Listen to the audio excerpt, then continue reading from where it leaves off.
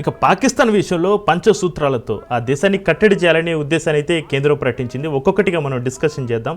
వాటిలో సింధు జలాల ఒప్పందం నిలిపివేత ఒకటి ప్రధానమైంది. ఇరు దేశాల మధ్య నదీ జలాల భాగస్వామ్యాన్ని నియంత్రించే పాకిస్తాన్తో సింధు జలాల ఒప్పందాన్ని నిలిపివేయాలని నిర్ణయించింది. పాకిస్తాన్ సరిహద్దు ఉగ్రవాదానికి మద్దతు ఇవ్వడం మానుకునే వరకు ఈ సస్పెన్షన్ అమల్లో ఉంటుంది. 1960లో సంతకాలు చేస్తున్న సింధు జలాల ఒప్పందం ఎంతో కీలకమైంది. దాన్ని బ్రేక్ చేద్దాం అంటున్నారు. ఇది పాకిస్తాన్ పైన ఎంత ప్రభావం పడే అవకాశం ఉందంటారు కోటేశ్వరరావు గారు? ఈ 5 నిర్ణయాలు ఒక్కొక్కటిగా మనం డిస్కషన్ చేసుకుంటూ వెళ్దాం. సింధుతో సహా మొత్తం 6 నదులు ఉన్నాయి 2 దేశాల మధ్య. అందులో 3 నదులు పాకిస్తాన్ వైపు లేదా 3 నదులు భారత్ వైపు అనేటువంటిది గతంలో 1960 ప్రాంతంలో ఫైనల్ గా కుదిరినటువంటి ఒప్పందం ప్రకారం ఆ జలాలు ఆ పరివాహక ప్రాంత జలాల్లో 20% వాటా మాత్రమే భారత్ కి ఉంటుంది. ఎందుకు అంటే ఎక్కువ భాగం పాకిస్తాన్ లోనే ఆ నదులు ప్రవహిస్తున్నాయి. సింధు నది అనేటువంటిది టిబెట్ లో పుట్టి తర్వాత కాశ్మీర్ మీదుగా పాకిస్తాన్ లో ప్రవేశించి అది అక్కడి నుంచి అరేబియా సముద్రానికి కలుస్తుంది.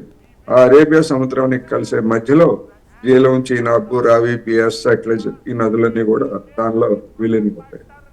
అది ప్రపంచ బ్యాంకు లేదా ఐక్యరాజ్య సమితి వాళ్ళ ఆధ్వర్యంలో కుదిరినటువంటి ఒప్పందం. ఆ ఒప్పందాన్ని రద్దు చేస్తాము అని అటు పాకిస్తాన్ చెప్పినా లేదా మన దేశం చెప్పినా గానీ దాని మీద అంతర్జాతీయ పరమైనటువంటి కొన్ని సమస్యలు తలెత్తేటువంటి అవకాశాలు ఉంటాయి. అది ఏకపక్షంగా రద్దు చేయడానికి వీలైనటువంటి ఒప్పందం అనేటువంటిది అందరూ చెప్తున్నారు. అందువలన ఇది ఏమవుతుంది ఏమిటి అనేటువంటిది చూసేట్లయితే ఇట్లాంటి హెచ్చరికలు లేదా బెదిరింపులు పేరు ఏదైనా పెట్టినామండి గతంలో కూడా చేశారు. పుల్వామా సందర్భంలో కూడా ఈ సింధు జలాలను ఆపేస్తామని చెప్పేసి ఇదే నరేంద్ర మోడీ సర్కారు ఆ రోజు కూడా ఇంతకంటే గట్టిగానే ప్రకటించింది.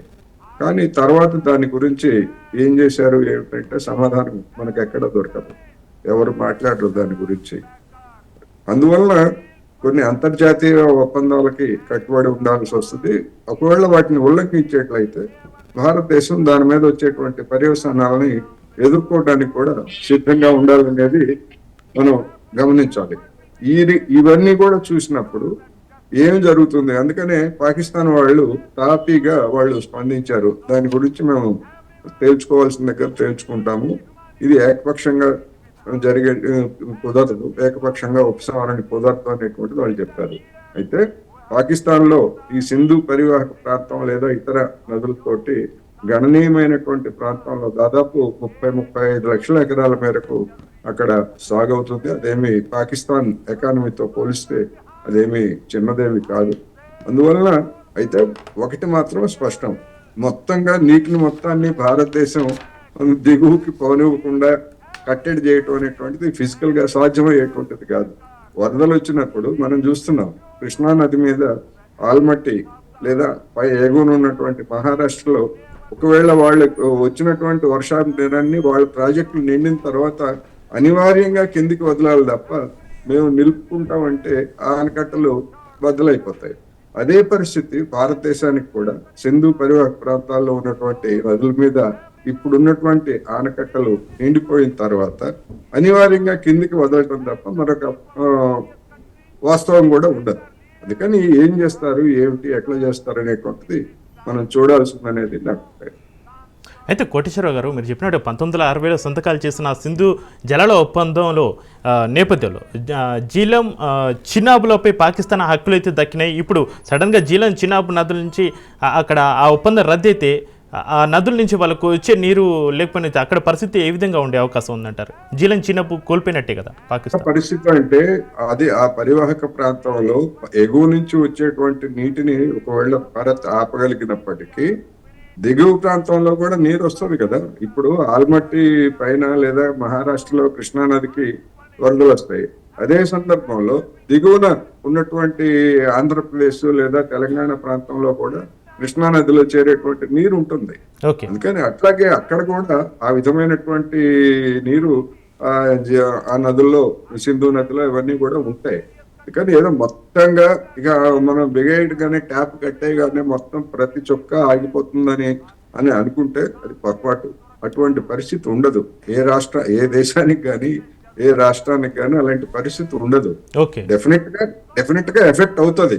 ఉమ్. అయితే వీళ్ళు చెప్తున్నట్టుగా ఇక మొత్తం అంతా బిగించేసాము, ఒక్క చుక్క నీరు కూడా రాదు అన్నప్పుడు నేను చెప్పిన పరిస్థితి తలెత్తుంది అది. ఎందుకంటే సింధు నదికి లేదా మిగతా నదులకు కూడా గతంలో పెద్ద ఎత్తున వరదలు వచ్చాయి. ఆ వరదలు వచ్చినప్పుడు ఏం చేస్తాము, ఏ ప్రాజెక్ట్ అయినా మన దగ్గర ఇప్పటికిప్పుడు హాంఫర్ట్ అని ఒక ప్రాజెక్ట్ ని కట్టుకోలేము, వాళ్ళు కట్టుకోవాలన్నా కూడా అది అంతర్జాతీయ వివాదం అవుతుంది. అందుకని అనేకమైనటువంటి ఆచరణాత్మకమైనటువంటి సమస్యలు ఉంటాయనేది కూడా మనం గమనంలో ఉంచుకోవాలి. అయితే కోటేశ్వరరావు గారు, రెండు నిర్ణయంగా అటారీ వాగా సరిహద్దు చెక్ పోస్టు మూసేయాలని మరో కీలక నిర్ణయం అయితే తీసుకుంది కేంద్ర ప్రభుత్వం.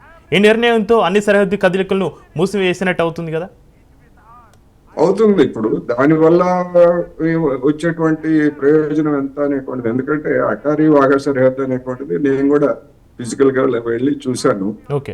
మన దేశం నుంచి అటు వెళ్ళేటువంటి వాళ్ళకి కానీ లేదా అటు నుంచి ఇటు వచ్చేటువంటి సరుకులు కావచ్చు లేదా పౌరులు కావచ్చు అటు ఇటు తిరుగుతూ ఉంటారు. అది ఒక యాక్టివిటీ అక్కడ ఎప్పటి నుంచో జరుగుతూ ఉంది. దాన్ని మూసేసిన తర్వాత అది రెండు దేశాల మీద దాని ఎఫెక్ట్ ఉంటది. అయితే ఎవరికి ఎక్కువ ఉంటుంది ఏమిటి అనేటువంటిది అది వేరే అంశం. అందుకని శాశ్వతంగా మూసేస్తారా, తాత్కాలికంగా మూసేస్తారా అనేటువంటిది అది వేరే. అందుకని ఇప్పుడున్నటువంటి భావోద్రేకాలను గమనంలో ఉంచుకొని అటువంటి నిర్ణయం తీసుకున్నారని మాత్రమే నేను అనుకుంటున్నా. తర్వాత దాన్ని రీఓపెన్ చేస్తారనేది కూడా నా అభిప్రాయం. ఓకే.